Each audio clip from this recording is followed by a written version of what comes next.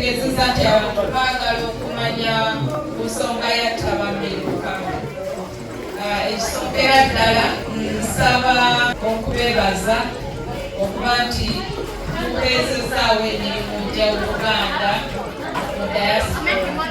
Emikolo giriyo okumala ennaku 3 nga 13 Ogwomwenda omukolo oguliyo ye convention y'abakulu bonna n'abato okwogeraganyaamu ne bakama baffe abava Mengo, bajjajja abataka b'obusolya n'abakuku okuva e Uganda n'abakuku abalala okuva wano mu Bungereza.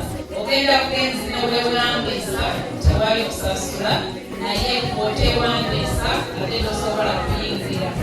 Okwewandiisa ogenda ku www.uganda.uk.com.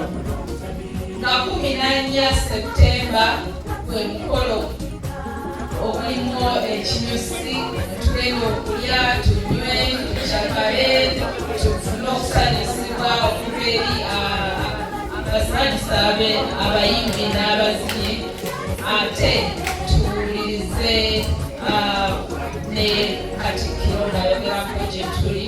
Tewagenda kuba speeches nyingi. Ekintu ekiriko kye mujja okwagala ennyo mpozi kwe kulaba abakungu bammwe ab'essaza lino nga bakakasibwa oba nga bakyusibwa. Olwo omukolo omunene kulina Buganda Dinner nga 14 okuyingira gwotaaga okusasula £95 omuntu omu oba bwemwe kunaanya n'emwezi emmeeza y'abantu 10 sasula buli omu £85. Ogwo omukolo nagwo okugendako ogenda ku www.uganda.uk.com n'osasula newewandiisa. Ku Sunday ennaku z'omwezi 15 ye convention y'abavubuka era nalwo okuyingira genda newewandiisa mukutu ogwo. Abakulu namwe okusobola okujja naye tubeegayirire muleete abavubuka.